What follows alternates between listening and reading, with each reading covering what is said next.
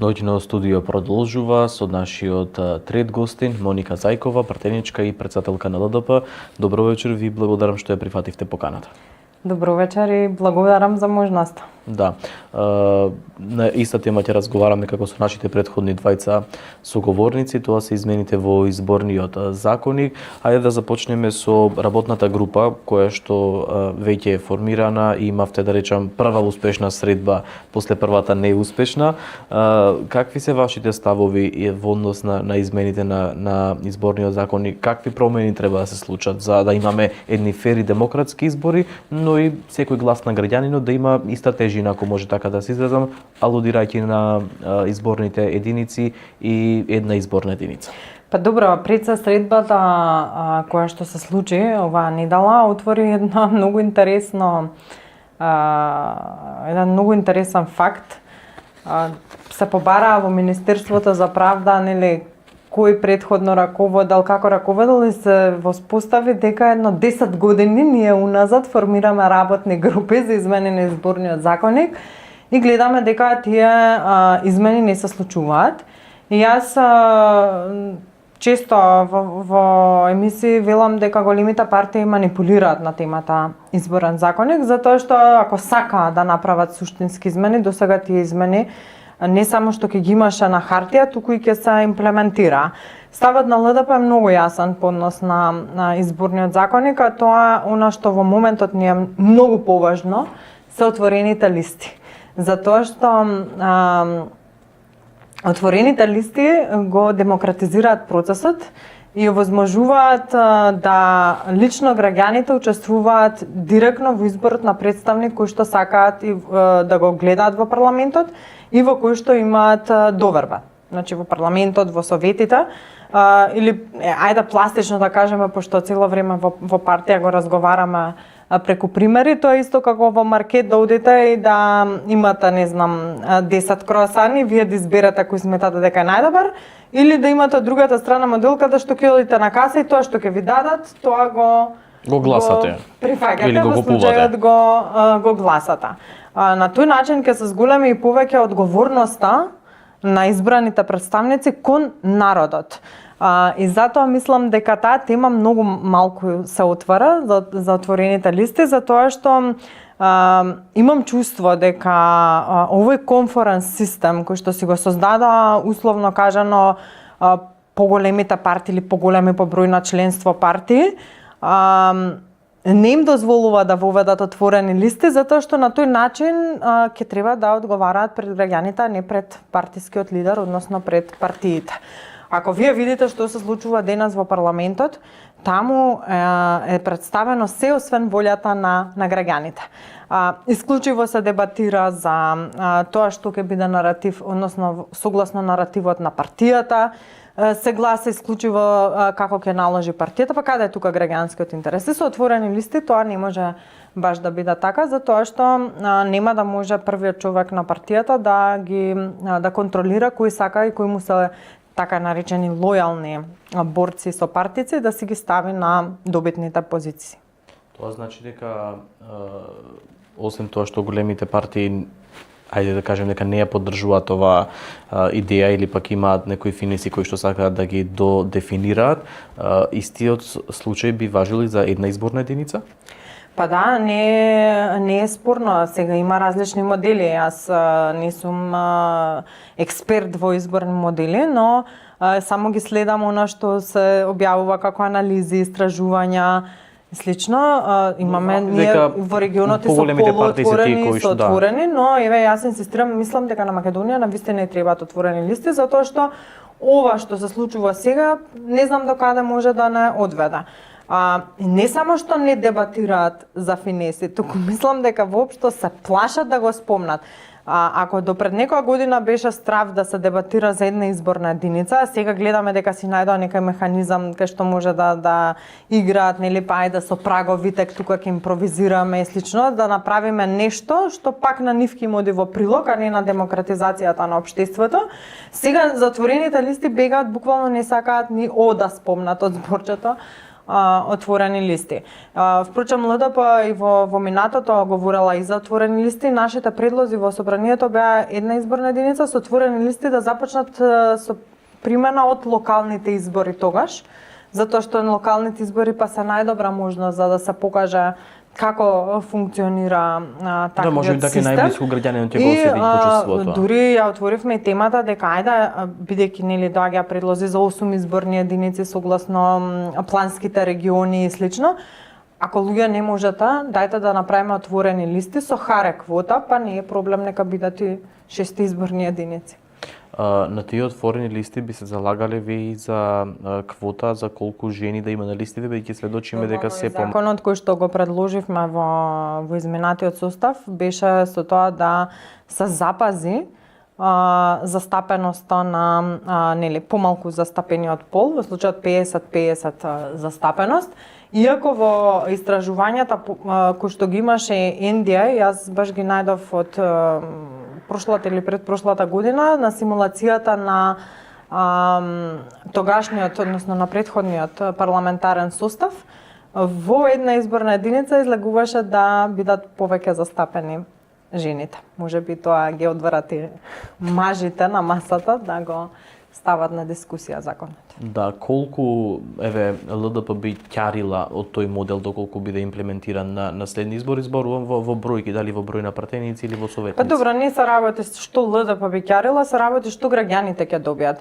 Граѓаните ќе добијат представници кои што тие самите ги бираат и граѓаните ќе одлучат во кого имаат доверба и од кого ќе бараат лично и директна одговорност. Бидејќи поимот одговорност кај нас стана сега нели по најново системот е крив за се, како системот е нешто апстрактно што никој не го сочинува, тогаш ќе се знае директно на кого му била дадена довербата од граѓаните и нема да може да кажеме ама да, он беше на листата, јас не го знам третиот, петиот од листата, не буквално ќе се потрудат малце и кандидатите да не само во периодот на изборна кампања, туку и после тоа да ги исполнат ветувањата кои што ги дале на граѓаните, бидејќи нели директно ќе одговараат пред нив.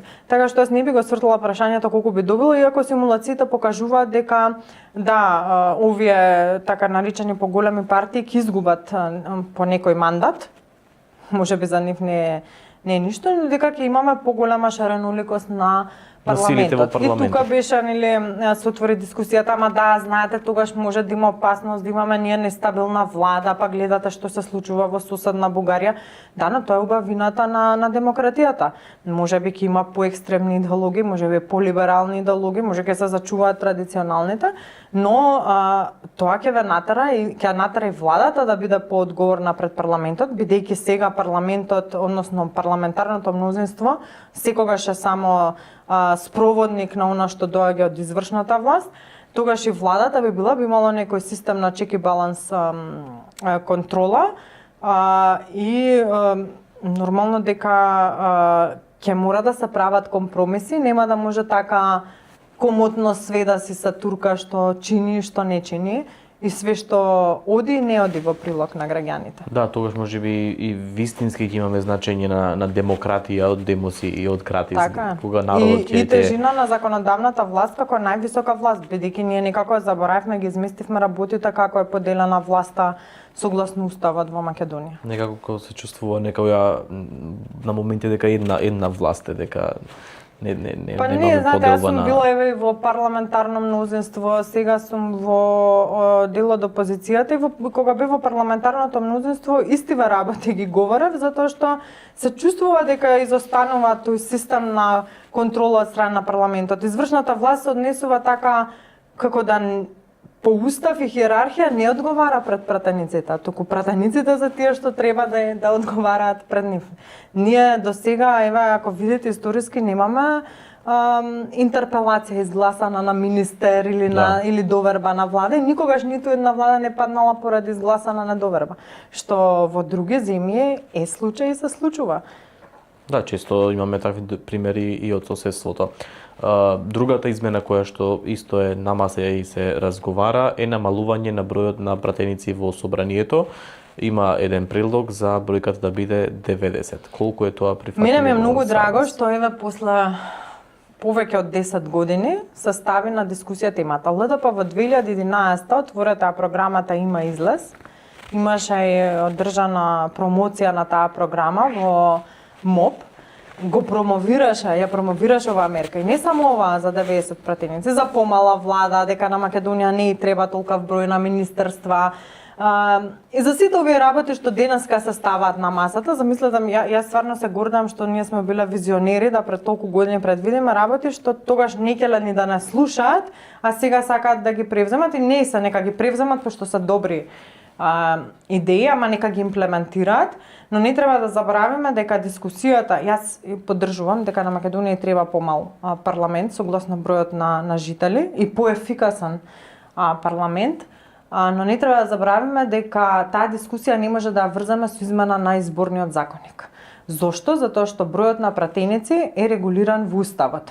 Кога ќе дојде на маса отварањето на Уставот, ред е да ги кажеме и другите забелешки. Впрочем, и кога се говореше нели толку за уставните измени, едно време беше постојано тема и секој ден се говореше во медиумите, јас тој го говорев дека да, нели имаше од страна на чинам дека влен некој барања ако се отвори уставот или некој партија кој што доаѓа, ја кажав да, ако се отвори уставот, ние треба да го отвориме суштинските прашања за 90 пратеници, за тоа како е поставен судскиот совет во државата и низ за други суштински прашања кои што гледаме дека низ годините појавиле, да, тогаш може биле добри и уставотворците сметале дека така треба, но во праксата се покажало потреба да бидат сменати. И драго ми е што се отвора дискусијата, но не може да очекуваме дека со изборниот законник ќе направиме таа промена. Јас не сакам да ги замајуваме граѓаните да мислат дека тоа ќе се случи со овие промени на изборниот законник. Не, значи тоа е уставно прашање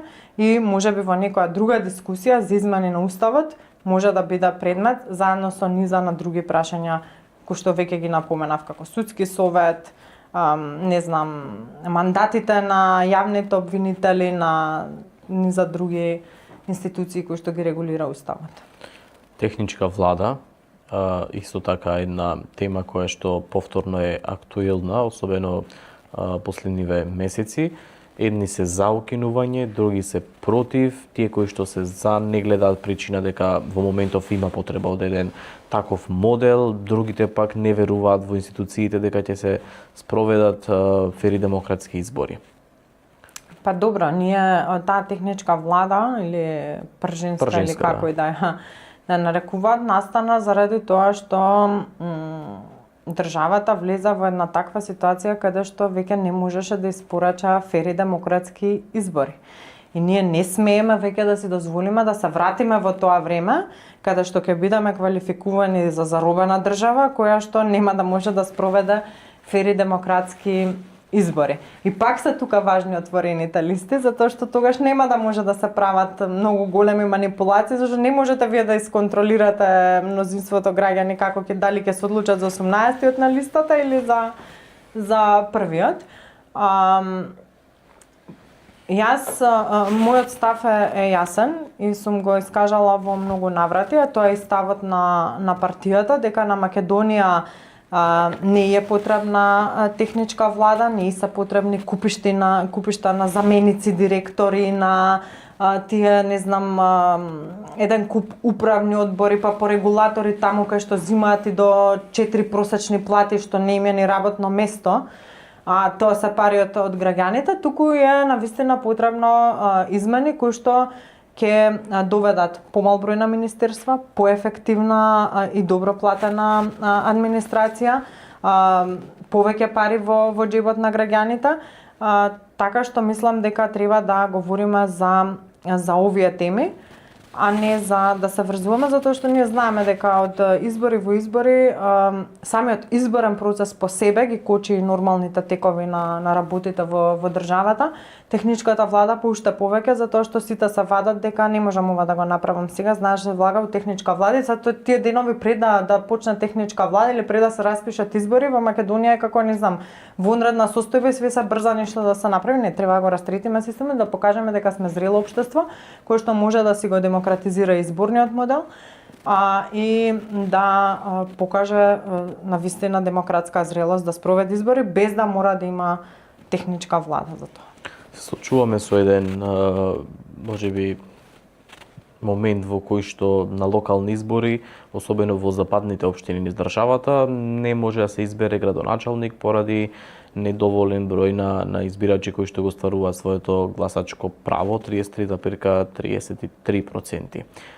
На последните локални избори имавме во 4 општини организирање на ново гласање за да се избере градоначалник. Како да се реши овој, да се надмине овој проблем? Добро, тука треба да се направат посериозни анализи, бидејќи ние од година во година не само во овие неколку општини, да, сега е тоа во неколку општини, меѓутоа ние треба да видиме дека генерално не паѓа процентот на излазност и бројот на граѓани кои што излегуваат. Значи треба сериозно да се замислат сите политички чинители, особено оние кои што доминантно ја воделе владата, што се случува и зошто граѓаните влегуваат во апатичност, односно немаат доверба. Можеби треба веќе да се размислува да се направат одредени нови прераспределби или слично, значи што стварно треба да се дискутира. Ние ги чекаме да се вратат луѓето што ни се отидени конкретно во Маврово, ги чекаме да ни се вратат луѓето од Италија, од Словенија, од секаде за да може да избереме градоначалник.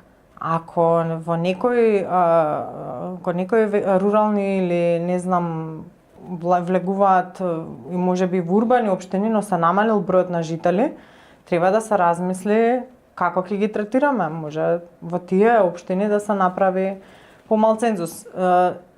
Треба да се размисли сериозно прашање и да се стави на маса. Еве кога веќе пред нас се говори за изборниот модел, ќе се говори таму за финансирањето на партиите за време на избори, односно во делот на медиумската покреност, треба да се постави и ова прашање. Но колку е оправдано тоа што нерезиденти, реков дури со чартер летови, една политичка партија ги носеше во една општина и еве тие го избера градоначалникот, пак за резидентите кои што се постојани живеења. Јас лично сметам дека, мислам од секогаш сум била поборник за тоа дека не може да ни бираат и да ни ја кројат судбината оние кои што не ги плаќаат своите даноци во Македонија, кои што не ги трошат своите плати во Македонија, односно не придонесуваат во македонскиот буџет, но тоа си го дозволуваат да го прават поголемите партии. Зошто? Затоа што ако го видите процентот на финансии кои што го земаат од државата, односно од граѓаните, тоа е многу голем процент. Значи повеќе од половина од буџетот за финансирање партии дека е трите најголеми партии. Тоа се ВМРО, СДСМ и ДУИ, чинам околу 6,5 милиони евра од граѓаните, и бидејќи граѓаните на нив, односно не директно, туку преку Законот за финансирање партии, на овие три партии им плаќаат и аналитички центри, се тие се комотни да можат да се организираат чартер летови и да веќе кога некоја партија организира чартер летови, нели известно е дека нејзиниот кандидат ќе победи, бидејќи таа на некој начин ги купува луѓето кои што доаѓаат тука. Луѓето едноставно доаѓаат, користат прилика да си ги видат и роднините, но и да дадат глас, бидејќи тие утре ќе се заминат и нив апсолутно не им значи до следното лето како ќе се води општината, туку им значи на луѓето што секојдневно се соочуваат со локалните проблеми и предизвици. Лесно е ако јас живеам во Италија и доаѓам секој јуни и си одам во август, тие 2 месеци ми е супер и сум на одмор, ама да ги прашаме ајде жителите што секој ден живеат таму, кои се предизвиците со кои што се соочуваат? И дали е тоа фер, и дали е демократски во однос на тие луѓе што се секој ден таму, тоа што се случува? Го споменавте медиумското, платеното политичко рекламирање во медиумите. Кој би бил најсоодветниот модел за имплементација кај нас? И тоа е прашање кое што исто така бара сериозна анализа и сериозна дискусија. Јас можеби не би го врзала само со платеното политичко рекламирање, но општо со концептот на финансирање на партиите. Има одредени држави кои што даваат одреден буџет на секоја партија, не се тоа драстично различни буџети, ако ЛДП зима, не знам, 70-80 илјади евра, а ДУИ зима 1,5 милион евра, тоа е огромна дискрепанца во буџетот. Па има држави кои што кажуваат да, еве, ова ви е буџетот како партија, вие имате во тој буџет да платите ваше седиште, човек нормално за да биде отворена партијата и да ги промовирате медиумски вашите програмски цели. Ние сега им плаќаме на нив еден куп пари за да штанцаат секој ден партиски соопштенија и да гнјават јавноста со ништо суштинско, туку со нивното препукување кое што направил, во кое време и кој што не направил, уствари цело време сведочиме како све оди наназад, односно назад во државата. Добро, последно прашање би било во однос на мотивацијата која што се почесто е пониска кај младите. Вие и голем дел од пратениците започнавте, да речам, од тие млади години во политиката, но денес има некое чувство дека се помалку млади да се одлучуваат или не знам, имаат одбивност можеби кон политиката. Зошто е тоа така и како да се мотивираат младите, бидејќи како велиме светот на младите останува? Па, јас искрено имам многу надеж во ова наша генерација на политичари, дека ќе ги менуваат работите, реториката, наративот, културата на диалог. Меѓутоа, за жал, може да видиме дека иако се помлади, не можат да излезат од партиската матрица и слепо ја следат политиката на лидерот.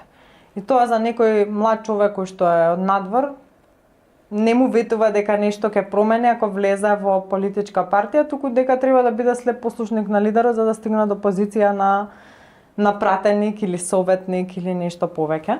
И сега пак тука е битно отворените листи, затоа што ако се отворени, тој млад човек дури да е ставен 20 на листата, може да биде изберен и младите да си го изберат својот представник. Но да, се чувствува генерално и не само апатичност кон политиката, мене ме загрижува и она што се случува во граѓанскиот сектор. Некако имам чувство како да таа желба за волонтирање, за младински активизам како полека да замира и гледаме како одредени граѓански организации кои што во мое време беа многу силни и гласни, сега како да ги нема. Имав можност да присуствувам во собранието и мислам дека бев единствен пратеник кој што ги посети кога организациите требаше да го изберат националното собрание на млади. Мене ми е поразителен фактот да ги гледам постојано истите луѓе да нема подмладок. Тие се супер квалитетни луѓе кои што навистина вложуваат и во темите за млади, младински активизам, образование, но се многу малку. Што се случува со останатата младина и дали некој води сметка за тоа? И ако во наше време беше тренд да волонтираш, да членуваш, нели имаше може и ти се сеќаваш организации како ISEC, па имаше Erasmus мрежи, па не знам више кои се не беа трендови, сега некако не слушам веќе. Беше тренд во МОВ да си во дебатниот клуб.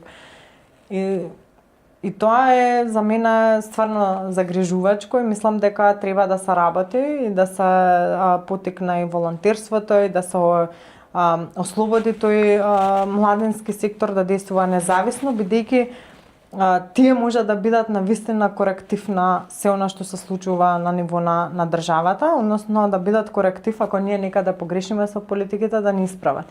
Мене ми е драго што уште функционираат одредени здруженја, што НМСМ се уште е активен со сите можеби лимитирани ресурси кои што ги има. Еве ова здруженијето што е форумот за образовни промени, ги гледав на дебата со поднос на законот за високо образование, тоа е за поздрав и охрабрувам што поголем број на млади да се вклучат во такви ако не сакаат во политичките подмладоци, иако во политичките подмладоци навистина може да креираат политика и да генерираат, нека се вклучат барем во овие здруженија и нека бидат борбени за својата идеја, бидејќи само така ќе може да го менуваме на подобро општество.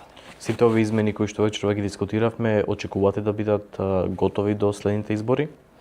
Без разлика дали се предвремени парламентарни, од тука прашањето дали сте за предвремени парламентарни?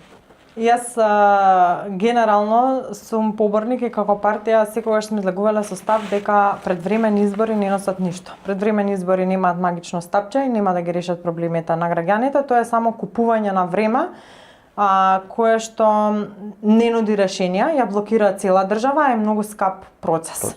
Значи, ние да си играме од избори во избори, кога куповната моќ на граѓаните опаѓа, кога гледаме дека народот ни осиромашува, е крајно несериозно. Ние напротив треба да гарантираме сигурни 4 години, за да може некој инвеститор да се охрабри, да инвестира тука, да создадеме правна сигурност и малце да го кренеме економскиот стандард на луѓето, наместо постојано да размислуваме за предвремени избори. Искрено мислам дека и оваа работна група за изборниот законник ќе заврши само на одредени технички забелешки прифатени од ОПС и ОДХР.